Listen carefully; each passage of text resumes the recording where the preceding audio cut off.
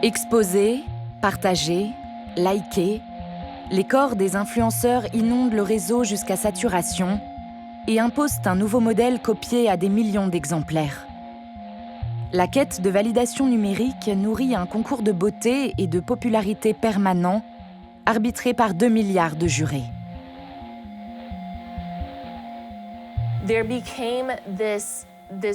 Partout dans le monde, les utilisateurs ont voulu gagner leur part de célébrité Instagram. Pour y parvenir, ils ont commencé à scruter les indicateurs de l'application. Les commentaires des abonnés, le nombre de likes, les retours qui les informaient qu'un décolleté est toujours plus payant qu'une poitrine recouverte.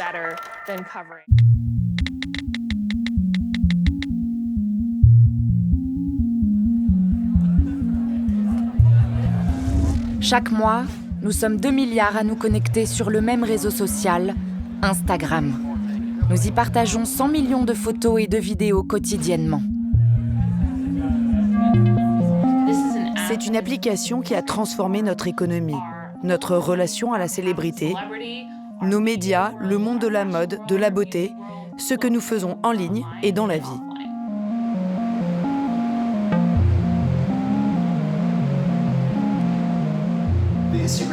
Le jeu sur Instagram est d'apparaître plus célèbre, plus glamour que vous ne l'êtes dans la vraie vie. Peu importe à quel point vous êtes connu en réalité, il faut que la vie soit parfaite, plus colorée, plus excitante. Partout, tout le temps, chez soi, en vacances, à table. 1, 2, 3. Et pour y parvenir, tous les moyens sont bons. Désormais, les patientes viennent avec des photos de célébrités d'Instagram. Nicki Minaj, Kim Kardashian. Les gens veulent être comme elles. Tu fixes bien tes sourcils et ça dure toute la journée. Je sais pas si les gens ils vont toujours m'aimer en réalité. Peut-être qu'un jour les gens ils vont se réveiller et vont se dire bah j'en peux plus d'elle. Et puis c'est fini quoi. L'application, présente dans le téléphone de 8 adolescents sur 10, peut se révéler particulièrement toxique.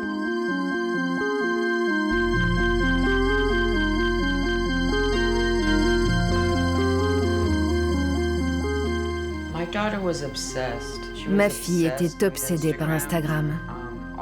Elle ne faisait que parler des filles qui étaient très belles sur Instagram.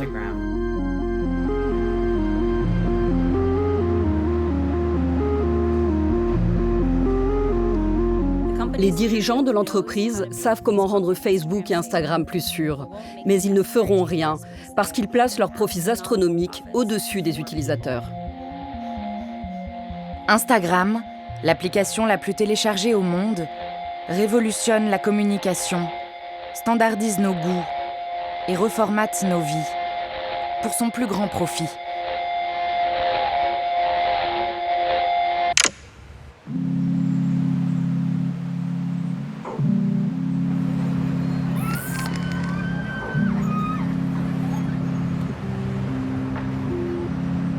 L'histoire d'Instagram commence en Californie, au cœur de la Silicon Valley, sur le campus de la prestigieuse université de Stanford. Nous sommes à la fin des années 2000, Facebook n'est alors qu'une start-up et Twitter n'est pas né. À San Francisco, dans l'industrie numérique, tout est encore possible. 2 étudiants, Kevin Systrom et Mike Krieger, rêvent de s'y faire une place. J'ai rencontré Mike Krieger et Kevin Systrom, les fondateurs d'Instagram, à l'université. Mike est cet ingénieur très performant. Et Kevin, ce décideur flamboyant, quelqu'un qui peut diriger de grandes équipes et organiser de très beaux événements culturels. Il était connu à Stanford pour ses fêtes incroyables. Kevin sort du lot. En même temps, il ne prétend pas être plus intelligent que qui que ce soit. Il a étudié à Florence, en Italie, où il a appris à développer des photos en utilisant la chimie. C'était génial de voir quelqu'un qui maîtrisait vraiment le langage de la photographie construire une appli de photos au lieu d'essayer seulement de faire de l'argent. En 2010, lors d'une des mythiques conventions d'Apple attendues dans le monde entier, Steve Jobs annonce le lancement d'un nouvel iPhone révolutionnaire. Ce téléphone est sans doute la chose la plus élaborée et aussi la plus belle que nous ayons fabriquée. Instagram n'a été possible que grâce à une évolution technologique rapide et soudaine. La sortie de l'iPhone, l'amélioration des appareils photo intégrés. Avec ses applications accessibles en un clic, le monde est désormais à portée de doigt. Kevin Systrom décide de créer sa propre appli, un réseau social dédié au partage de photographies. Il lève 500 000 $ auprès d'investisseurs et lance avec Mike Krieger Instagram. J'ai entendu parler d'Instagram le 8 octobre 2010, 2 jours après le lancement de l'application. Je me suis inscrit immédiatement et j'ai commencé à tout regarder différemment. Instagram était la première application qui profitait du fait que nous avions désormais ces appareils photo dans nos poches. Nous pouvions aligner notre vie connectée avec notre vie réelle. L'équilibre parfait entre l'image et le réseau social en a fait une application profondément addictive. Au tout début, les gens prenaient simplement des photos de leur quartier, de paysages urbains, de leurs repas. Instagram au début était vraiment une application pour hipsters. On prenait des photos de street art dans des petits cafés.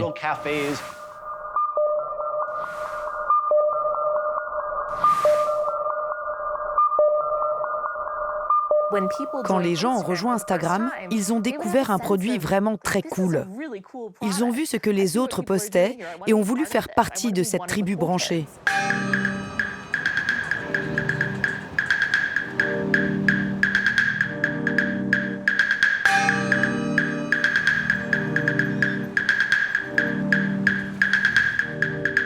J'ai rencontré Mike et Kevin dans un bar près de leur bureau. Grâce à leur première levée de fonds, Systrom et Krieger s'installent dans des bureaux mal chauffés sur les quais de San Francisco. C'est le berceau d'Instagram et le début de sa légende. Cette nuit-là, après quelques verres, Kevin m'a demandé si je pouvais les aider à concevoir les filtres. Je leur ai dit « génial, bien sûr ».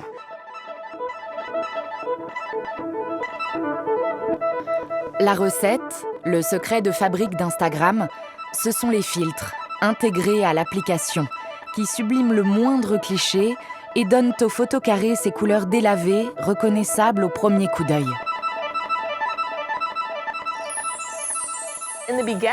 Au début, les filtres étaient censés améliorer nos photos prises avec l'iPhone. Mais finalement, ces filtres nous ont appris que tout ce que l'on postait sur Instagram devait être plus beau, plus brillant, qu'on pouvait transformer la réalité, quitte à mentir un peu, pour poster du contenu parfaitement instagrammable.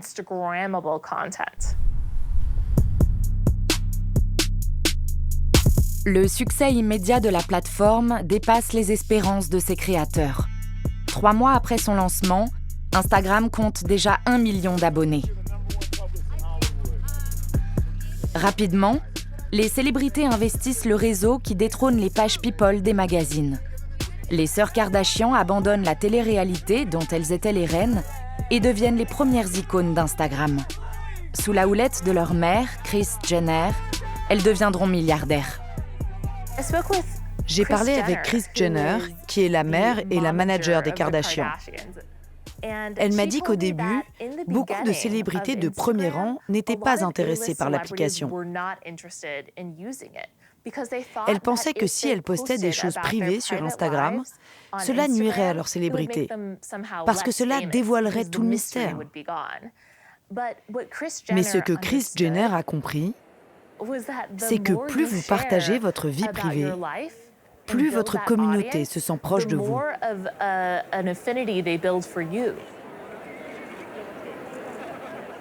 Quand Justin Bieber a rejoint l'appli, les gens ont commencé à publier des photos et à attendre impatiemment des likes et des followers. Et puis ça s'est popularisé très rapidement. Tous ces jeunes fans ont rejoint l'application et ont commencé à en faire un lieu de pop culture. À 17 ans, Justin Bieber est alors une star planétaire. Sa première photo prise sur une autoroute californienne en 2011 rencontre un tel succès qu'elle paralyse la plateforme. L'application se développait trop rapidement pour que son équipe d'ingénieurs puisse la gérer. Mike Krieger, le PDG, se faisait des cheveux blancs en essayant simplement de maintenir les serveurs en fonctionnement. L'alerte sur son téléphone le réveillait dès qu'il y avait un problème. Il interrompait ses week-ends de camping, ses sorties au cinéma, ses fêtes d'anniversaire, uniquement pour remettre l'application en ligne.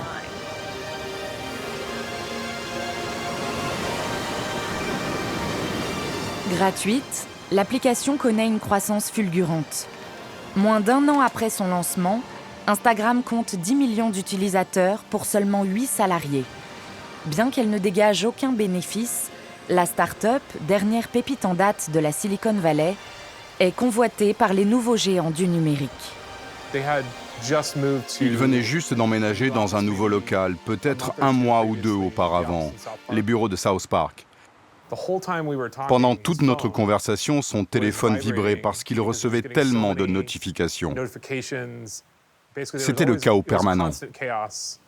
Et cette petite entreprise, âgée de seulement 18 mois, a finalement reçu un appel de Mark Zuckerberg, qu'un des investisseurs d'Instagram décrivait comme le roi de l'Internet à l'époque.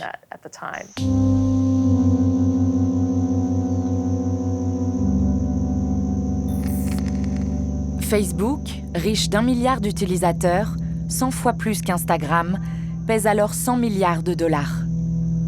Insatiable, son fondateur, Mark Zuckerberg, entend régner sans partage sur les réseaux sociaux. On était une sorte d'ennemi pour Facebook à l'époque. On grandissait rapidement, on leur faisait peur. Alors il valait mieux que Facebook se rapproche de son ennemi et rachète Instagram. Facebook a été conçu pour les ordinateurs du bureau avec beaucoup trop de fonctionnalités. C'était compliqué à utiliser et il n'y avait pas d'application mobile satisfaisante. Mais sur Instagram, c'était simple et élégant. Ça a été imaginé spécifiquement pour les smartphones. Kevin Systrom ne voulait pas vraiment vendre Instagram, mais Mark Zuckerberg lui avait fait une promesse particulière. À savoir que si Instagram rejoignait Facebook, Kevin et Mike resteraient les fondateurs et les visionnaires. Lorsqu'il veut acheter une société, Mark Zuckerberg a l'habitude d'emmener ses fondateurs dans de longues promenades pour leur décrire sa vision d'un avenir commun. Et s'il décide de rester concurrent, Zuckerberg leur explique comment, avec ses moyens considérables, il peut les écraser.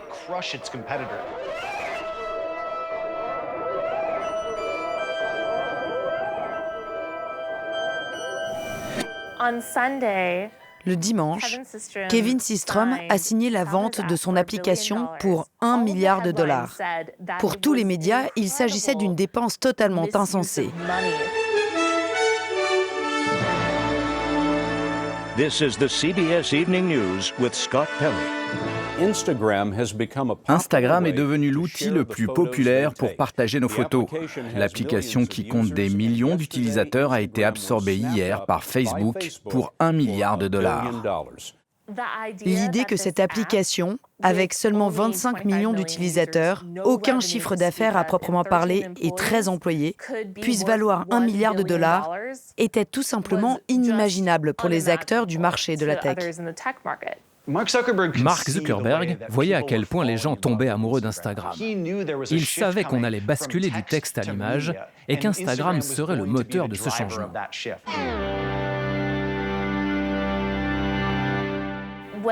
Lorsque Kevin Systrom et Mike Krieger ont annoncé à leurs employés qu'ils étaient rachetés par Facebook, les gens étaient horrifiés.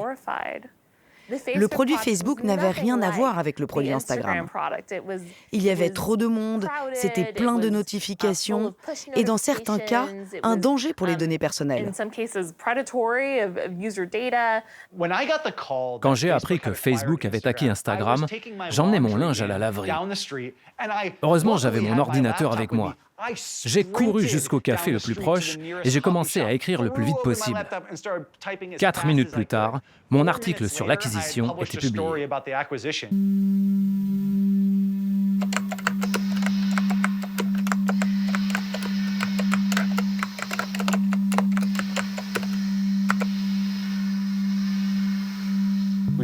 On a commencé à rencontrer des gens au siège de Facebook. C'était surréaliste. Mark Zuckerberg passait au garage de notre bureau, un peu maladroitement. Il essayait de nous saluer et de nous souhaiter la bienvenue. Mais vous savez, c'est Mark. Ce n'est pas la personne la plus chaleureuse. Le reste de l'équipe de Facebook ne savait pas trop quoi penser de nous. Car c'était la première entreprise dont il faisait l'acquisition, mais dont il n'allait pas tuer le produit. Instagram ne gagnait pas encore d'argent. On savait qu'en revanche, ils en brûlaient des tonnes. Et donc lorsque Facebook a annoncé leur achat d'Instagram, cela avait du sens. Facebook allait pouvoir appliquer son modèle de ciblage publicitaire à Instagram. «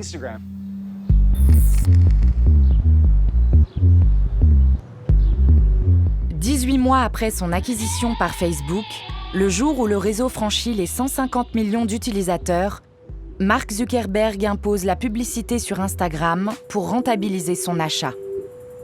Dans un premier temps, un annonceur et une publicité par jour seulement. Une montre de luxe du styliste Michael Kors ouvre le bal. Ils étaient très prudents sur l'utilisation de la publicité. Ils savaient que ça pouvait agacer les utilisateurs d'origine, et donc Kevin Systrom lui-même devait valider chaque pub ajoutée à l'application. La façon dont les pubs étaient vendues aux employés était la suivante. Ça va être comme un magazine de luxe, comme Vogue. Et nous avons assisté à la naissance d'une esthétique Instagram.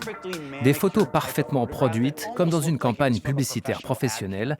Et je pense que plus les comptes Instagram se remplissaient d'images parfaites, très léchées, plus on perdait en authenticité.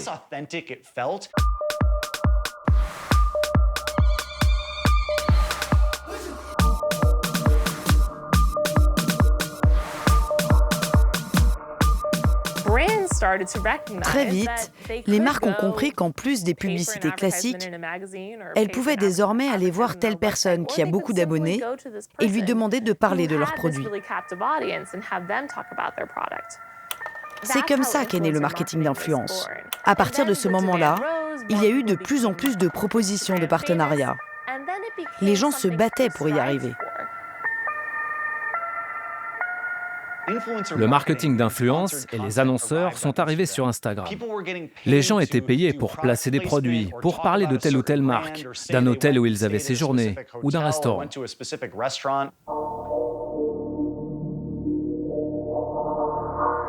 Instagram invente un nouveau modèle. L'utilisateur devient l'ambassadeur des marques. Il leur vend son influence sur sa communauté d'abonnés. Une roue de la fortune numérique avec beaucoup d'appelés, mais très peu d'élus. Seule une poignée d'influenceurs dans le monde atteint le million d'abonnés. 4 sur 100 000.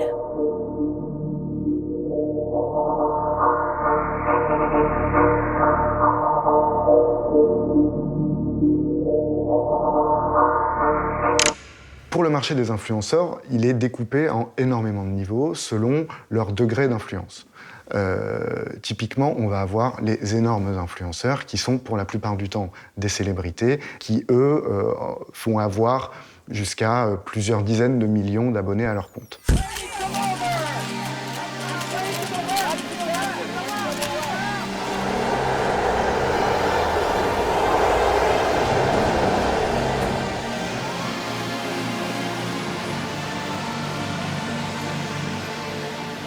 Ensuite, vous avez des niveaux d'influenceurs qui sont moindres, qu'on va appeler des macro-influenceurs, qui vont être à 1 million ou plusieurs millions d'abonnés.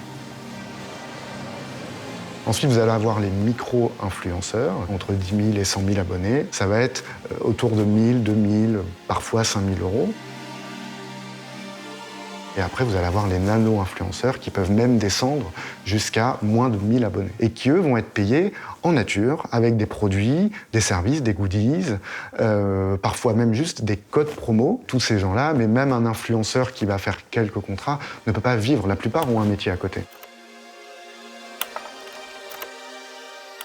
Avec le marketing d'influence, Instagram est devenu complètement narcissique. Bon, la story, elle a un peu bugué, mais du coup, voilà, ça veut dire que ma petite robe chemise vient de ASOS. J'ai mis mon petit sac Yves Saint Laurent, mes petites bottes The Couples, et puis voilà, les bijoux. Là, tout ça, c'est ASOS, les trois. Instagram s'est mis à ressembler à un gigantesque centre commercial. On a commencé à nous vendre des produits en permanence sans que l'on sache quels étaient les intérêts réels des personnes qui les recommandaient.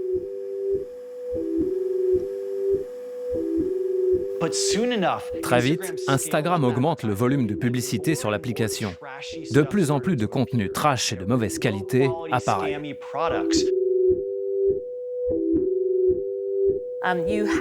Beaucoup de gens prétendaient promouvoir une marque, et lorsque vous appeliez la marque en question, personne n'avait entendu parler d'eux.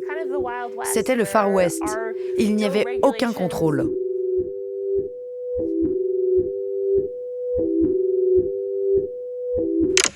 Dans Instagram, il y a quand même une obligation de mise en scène de soi qui est au départ normale, c'est-à-dire comme tout le monde on prend des selfies, etc. Ça, c'est la phase de l'usage ordinaire d'Instagram. Mais petit à petit, vous vous rendez compte que si vous voulez gagner de l'audience, attirer du public, faire réagir vos correspondants, eh bien, il faut absolument se mettre en scène et travailler cette mise en scène. On raconte une histoire, d'une certaine façon. On fait croire qu'on vit une vie extraordinaire, qui évidemment a tendance plutôt à se passer à Dubaï, aux Seychelles ou ailleurs que dans les cités ouvrières françaises. Mais il n'empêche que c'est ce style-là qui va mobiliser l'attention et qui va se reproduire. Moi, j'ai des bébés chauds. Des petits bébés.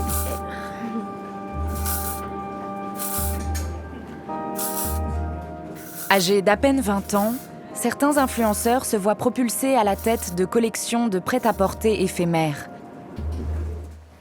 Une mode bon marché et jetable pour adolescentes, la fast fashion, conçue pour séduire l'audience d'Instagram. Ouais. On va regarder. C'est bien un peu en mouvement, non? Ouais, c'est bien. L'influenceur a pris le pouvoir. Il ne se contente plus de faire la promotion d'un produit. Ouais, on en fait une peut-être plus dynamique au début. Ok. Quand tu veux, vas-y. Il le conçoit, y appose son nom et le diffuse auprès de ses centaines de milliers d'abonnés. Ça, j'aime bien, celle-là. D'accord. Et après, du coup, il en tu faut veux une dire plus celle-ci close-up. Ouais. Est-ce que c'est aussi tiré ou tu veux qu'on travaille un peu plus? Peut-être tirer un peu plus la chemise pour pas qu'il y ait trop de... Le pli là? Ouais. Ça. Ok, alors là on va stimer le haut pour y revenir et pour... La vidéo, la jupe. Ouais, tu peux faire la vidéo avant, oui. Ouais. Une des premières marques avec qui j'ai travaillé, c'est Don't Call Me Jennifer, donc c'est une marque de prêt-à-porter. Et on a créé ensemble une collection de vêtements, donc c'était la collection My Adorable. Et en fait, je suis entièrement libre de faire ce que je veux. Donc si j'ai envie de faire un sac, 3 t-shirts et 10 pantalons, je suis libre.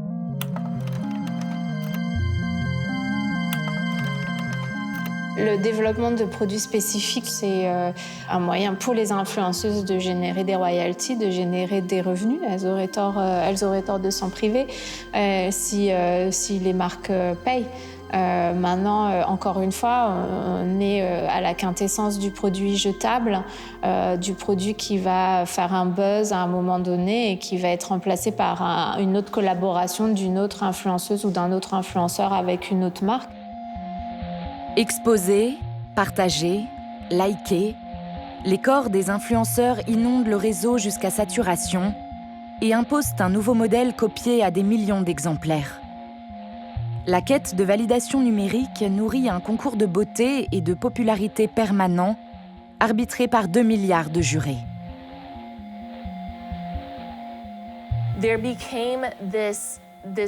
Partout dans le monde, les utilisateurs ont voulu gagner leur part de célébrité Instagram.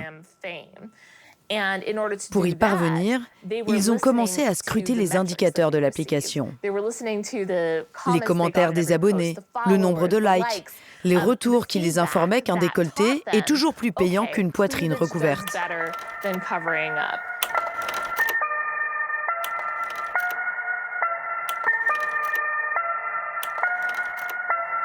Effectivement, on s'aperçoit qu'Instagram aujourd'hui propose majoritairement des images qui sont du porno soft, cette standardisation des corps extrêmement normée. Nicolas Kaiser-Bril, journaliste et membre de l'ONG Algorithm Watch, a enquêté sur l'algorithme d'Instagram. Nous, on a fait une enquête sur l'algorithme d'Instagram. On a pu constater que les photos d'hommes et de femmes en maillot de bain étaient montrées beaucoup plus fréquemment que les photos de paysages ou de nourriture. Il y a clairement ce corps Instagram, donc qui est un corps entre 20 et 30 ans, souvent dénudé, mais dans le respect des conditions d'utilisation de Facebook et Instagram.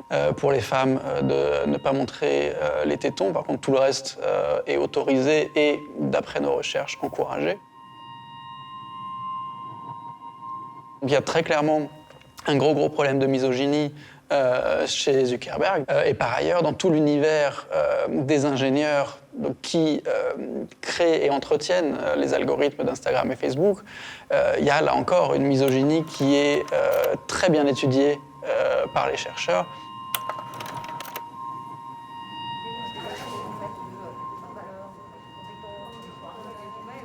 Sophie Vigier dirige une des écoles de pointe de la tech française. Son rôle, défendre la place des femmes dans le secteur numérique. Ce milieu probablement constitué de jeunes, d'adolescents, qui sont des adolescents donc qui ont bien évidemment des difficultés avec l'autre, particulièrement avec l'autre sexe. On le voit dans la fantasmagorie geek, on voit que c'est en fait les femmes sont hyper sexualisées, toujours avec des énormes poitrines, et qu'il y a même une certaine forme de violence. L'un des premiers projets de Mark Zuckerberg, donc le patron de Facebook, Instagram, c'était un site pour classer les étudiantes de son université.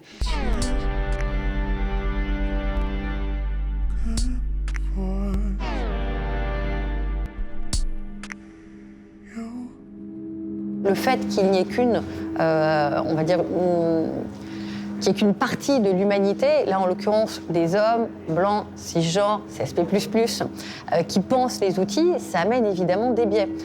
Si ce ne sont que des hommes qui travaillent, ou en tout cas une grande majorité d'hommes qui travaillent chez Instagram sur les algorithmes qui permettent d'accéder et de sélectionner les profils plus valorisés, évidemment on va avoir leur regard et leur biais. Les obsessions des ingénieurs pour ces corps hypersexualisés ne sont pas sans effet sur les utilisateurs, soumis à cet impératif constant de standardisation. Tout cela a créé beaucoup de problèmes de santé mentale. Les utilisateurs sont devenus jaloux et envieux. La dysmorphie s'est généralisée, avec des gens mal dans leur peau, pas assez riches, ni assez célèbres pour avoir une vie excitante. Si vous n'avez pas un corps à la Kim Kardashian, il est possible d'en acquérir un. On a donc observé une augmentation radicale des opérations de chirurgie esthétique telles que le Brazilian butt lift. C'est une opération extrêmement dangereuse qui prélève la graisse au niveau de la taille et la réinjecte dans les fesses pour obtenir cette forme de poire.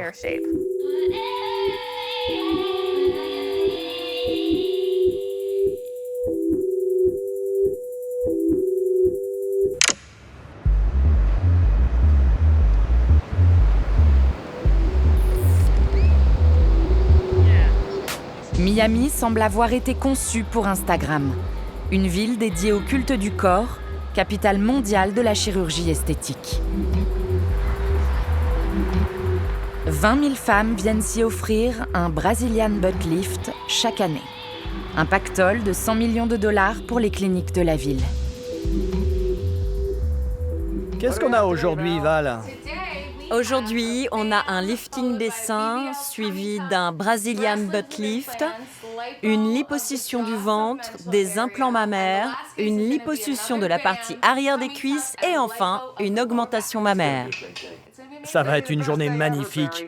Peut-être la plus belle journée au monde. Je ne sais pas.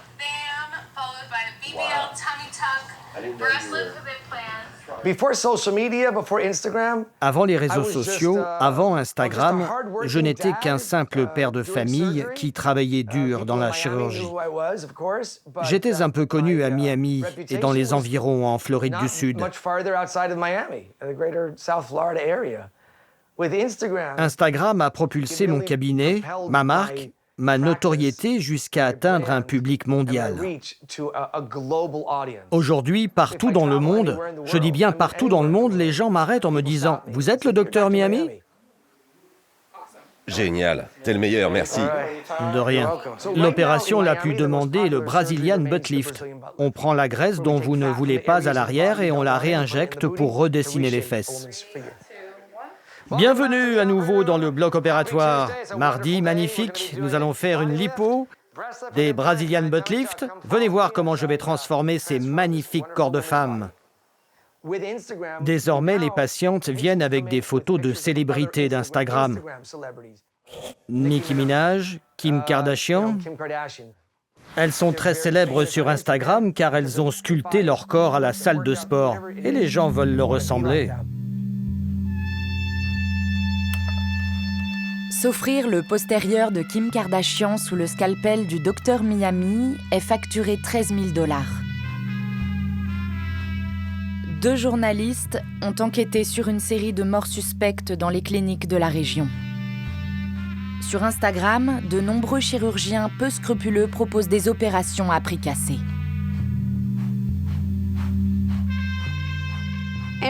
En Floride, n'importe qui peut ouvrir avec 10 000 ou 20 000 $ une clinique de chirurgie esthétique.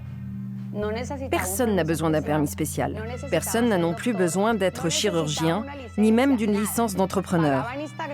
Ces gens achètent des espaces publicitaires sur Instagram ou Facebook. Ils publient des photos ou des vidéos de chacune des opérations. Certaines cliniques fonctionnent même H24.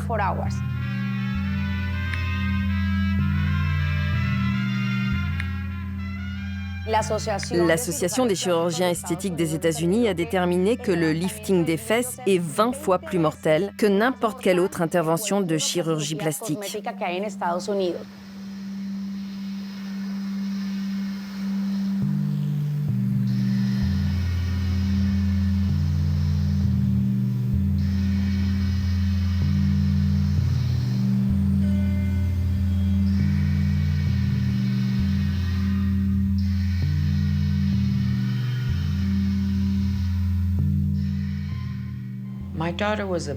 Ma fille était obsédée par Instagram. Elle ne faisait que parler des filles qui étaient si belles sur Instagram. Ces femmes qui avaient fait un Brazilian Butt Lift. Elle l'appelait le BBL.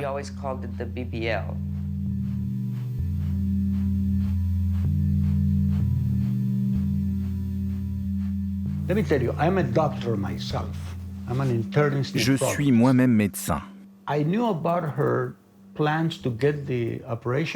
J'ai appris qu'elle allait se faire opérer 24 heures avant. J'ai tenté de l'en dissuader. Je sais que ça a commencé avec les Kardashian. Elle admirait les sœurs Kardashian, la forme de leur corps, comme une bouteille de Coca-Cola. Ma fille a reçu un appel disant qu'elle pouvait venir chercher ma petite fille. Mais 5 minutes plus tard, nous avons reçu un autre appel, annonçant qu'elle avait été victime d'un arrêt respiratoire. Ce qu'on a découvert, c'est que ces types qui étaient censés effectuer un suivi échographique de l'opération ne l'ont pas fait.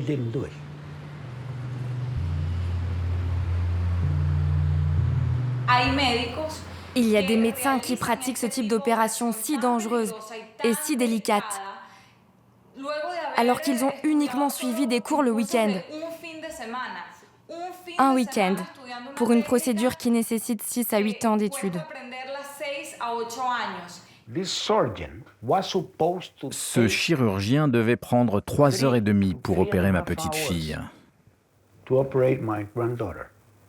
Il a considéré qu'1 heure suffisait, parce que plein d'autres filles attendaient leur tour pour $10 000 chacune.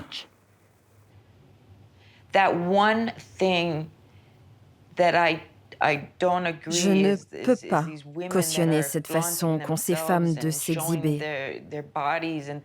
Elles pensent que c'est bien, mais non, ce n'est pas bien, ce n'est pas naturel. Je pense que sans les réseaux sociaux, ma fille serait en vie. C'est ce que je crois. Sans cela, elle serait toujours là. Alors oui, je tiens les réseaux sociaux pour responsables.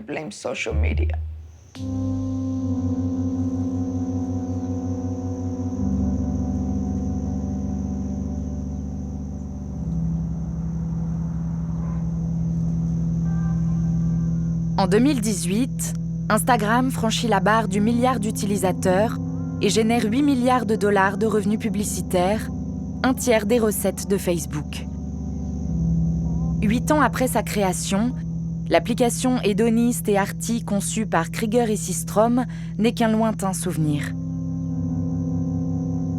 Mark Zuckerberg a ouvert les vannes à la publicité de masse sur le réseau. Instagram est devenu la cash machine de Facebook. Au siège du groupe, la guerre est déclarée entre Zuckerberg et les fondateurs qui s'estiment trahis. Mark Zuckerberg avait une vraie raison de prendre le contrôle d'Instagram. Il voulait créer le plus grand réseau social du monde. Mark Zuckerberg n'a pas tenu la promesse d'autonomie qu'il leur avait faite. Cela a créé des tensions. Soyons honnêtes, c'était tout le temps tendu. C'est une des marques les plus singulières et les plus importantes jamais créées. Ils crachaient sur leur travail, ils ne respectaient pas ce qu'ils avaient construit. En 2018, Krieger et Systrom quittent le navire. Mark Zuckerberg a désormais les mains libres. Il en profite pour réfléchir secrètement au lancement d'une version d'Instagram dédiée aux moins de 13 ans, jusqu'alors interdit sur la plateforme. InstaKids.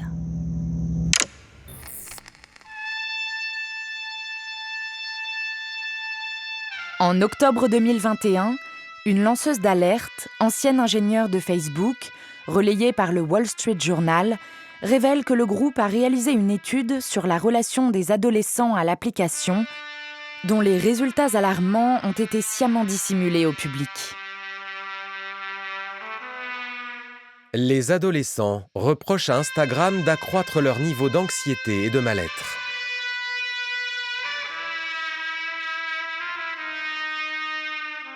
Pour un adolescent sur 5, Instagram nuit à son estime de soi.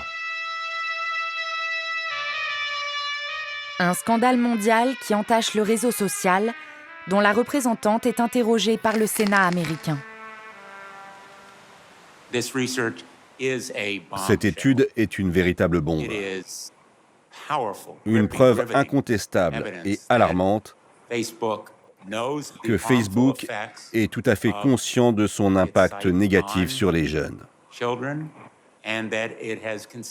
et que l'entreprise a dissimulé ses résultats. Donc je vous demande de rendre public les milliers de pages de ce document. Merci, sénateur. Nous avons déjà publié une partie des rapports et nous cherchons la meilleure façon d'en révéler davantage. Et je veux être très clair, ces recherches ne contiennent rien d'explosif. Pour les adolescents, Instagram est pire qu'un concours de popularité dans une cafétéria de collège.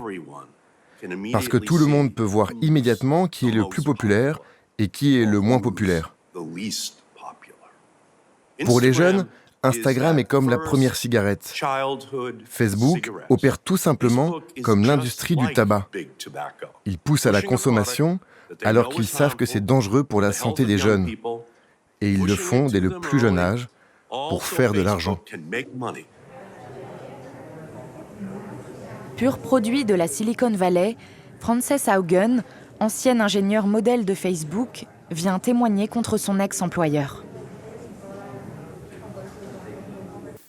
Les dirigeants de l'entreprise savent comment rendre Facebook et Instagram plus sûrs, mais ils ne feront rien parce qu'ils placent leurs profits astronomiques au-dessus des utilisateurs.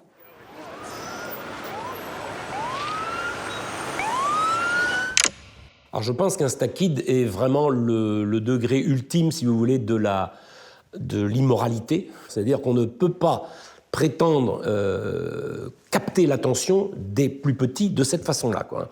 On sait déjà qu'ils ont tendance à le faire. Le problème est plutôt justement de ralentir et d'éviter qu'ils soient soumis immédiatement à d'une part à ce rythme attentionnel et d'autre part à cette dictature des styles qui sont mis en scène dans Instagram et qui du coup font qu'on va avoir des petites filles, notamment des petites filles évidemment, qui vont devenir déjà des bimbos pour correspondre à des modèles. Face à la polémique, Mark Zuckerberg finit par mettre en pause le projet InstaKids. Mais un événement planétaire, aussi soudain qu'imprévisible, va permettre de booster l'audience du réseau. En mars 2020, la pandémie de Covid contraint la moitié de l'humanité à s'enfermer chez elle et à se réfugier derrière ses écrans. Pour le plus grand profit d'Instagram. La pandémie du Covid a été un vrai choc pour Instagram. La plupart des événements pendant lesquels nous prenions des photos n'avaient plus lieu. Nous sommes alors devenus tellement plus dépendants des réseaux sociaux pour rester en contact avec nos proches qu'Instagram a été l'un des grands bénéficiaires du Covid. Instagram a fait une croissance énorme ces dernières années. Son chiffre d'affaires publicitaire est passé de 9 milliards en 2019 à quasiment près de 18 milliards estimés pour 2021. L'industrie du spectacle a dû trouver un autre endroit pour toucher le public. Et ils sont nombreux à avoir choisi Instagram. Des DJ, des comédiens. John Legend avec Chrissy Teigen assis sur son piano. C'était un endroit où les gens pouvaient retrouver un peu des spectacles et des divertissements dont ils étaient privés à cause du Covid. Bonjour à tous. Tu as quelque chose à dire, Chrissy? Eh oui, c'est le public qui a choisi ta tenue aujourd'hui. Une serviette de bain. C'est un bon choix. Et elle a mis un turban. Oui, j'ai un turban.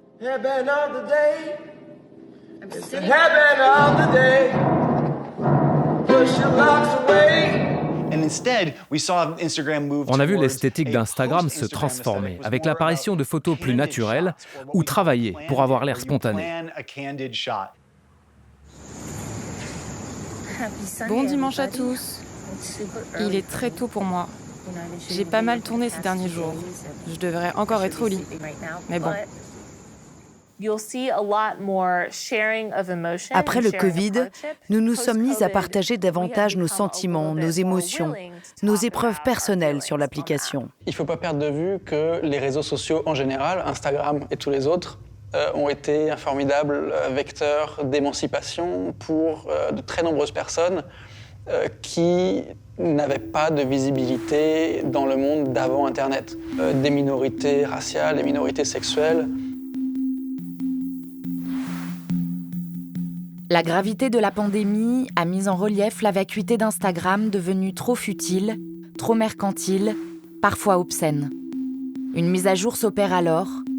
Des activistes qui soutiennent la cause noire, le féminisme, les luttes LGBT et d'autres combats s'emparent du réseau. C'est devenu très facile de partager un message que les gens ont trouvé ailleurs. Ils n'ont même plus besoin de l'écrire, ni même de comprendre vraiment le concept. Ils ont juste à faire une capture d'écran qu'ils intègrent à leur propre publication.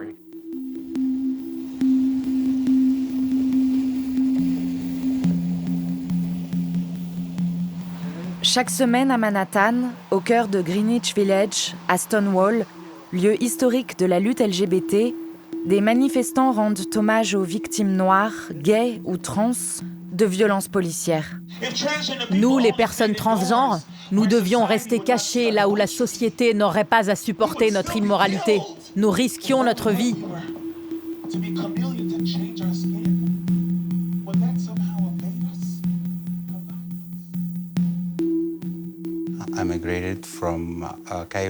J'ai émigré du Caire en Égypte. Je suis arrivé ici en 2008. J'ai fui les persécutions et les tortures que j'ai subies en Égypte.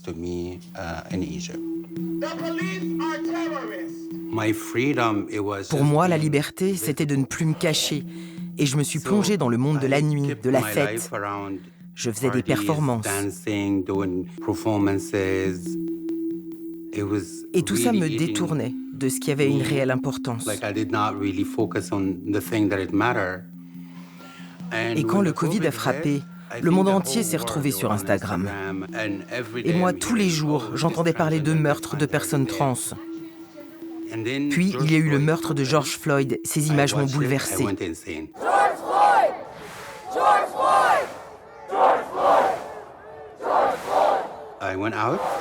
Je suis sorti dans la rue et j'ai rejoint le mouvement. Il fallait que je m'engage moi aussi.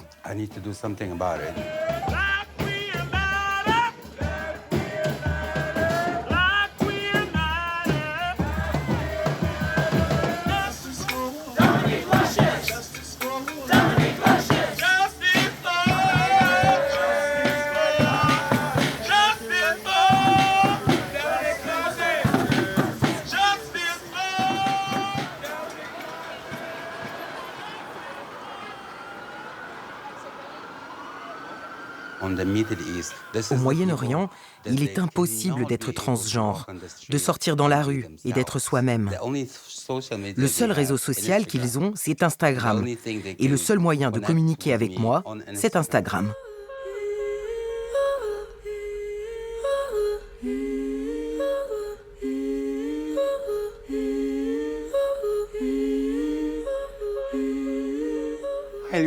Salut.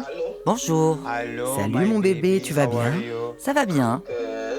Je t'appelle pour te dire quelque chose à propos de ta sœur, Etage. Elle a obtenu un visa humanitaire. Oui, c'est confirmé par le ministère de l'Intérieur. Donc elle va pouvoir venir à Paris? Oui. Avec toutes les tortures qu'elle a endurées au Yémen, elle va avoir un traumatisme profond.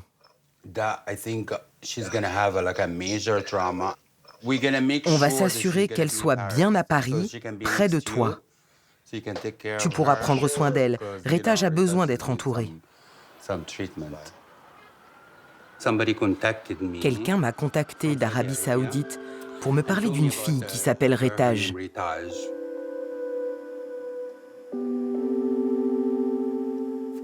J'étais menacée par les forces de l'ordre et aussi par ma famille qui m'a dénoncée à la police.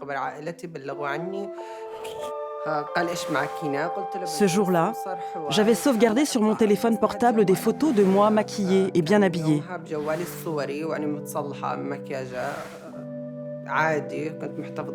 Ils m'ont emmenée au commissariat et dès que je suis arrivée, ils m'ont frappée avec des menottes et ils m'ont cassé une dent. Ils me torturaient toujours avec des menottes et me grillaient comme un morceau de viande.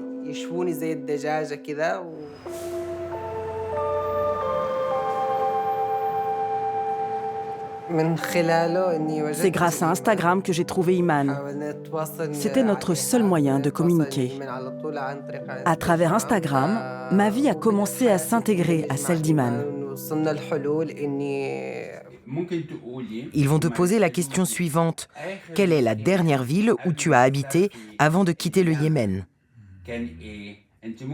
Tu peux répondre, j'ai quitté la ville de Sanaa et je me suis dirigé vers la ville d'Aden pour prendre l'avion.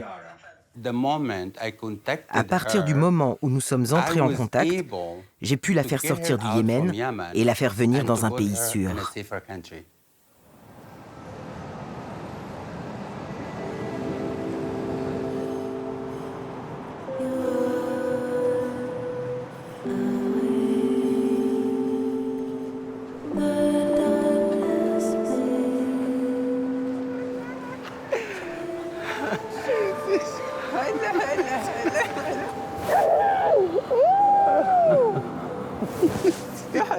Bienvenue.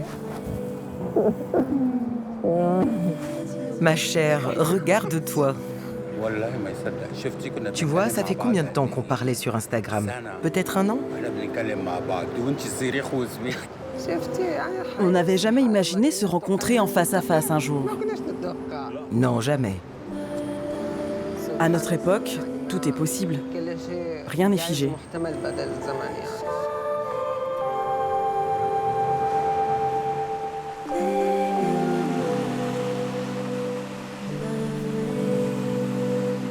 Douze ans après sa création sur les rives du Pacifique, 10 ans après son absorption par Facebook, l'application rêvée par Systrom et Krieger reste étonnamment perméable aux soubresauts du monde. Un rêve encore défendu jusqu'à la tribune du Congrès par une ancienne employée qui continue à croire aux promesses des fondateurs d'Instagram. Je crois dans le potentiel de Facebook. Nous pouvons avoir un réseau social que nous aimons, qui nous connecte tous, sans mettre en péril nos démocraties, sans mettre en danger nos enfants, sans attiser les violences ethniques dans le monde. Nous pouvons faire mieux.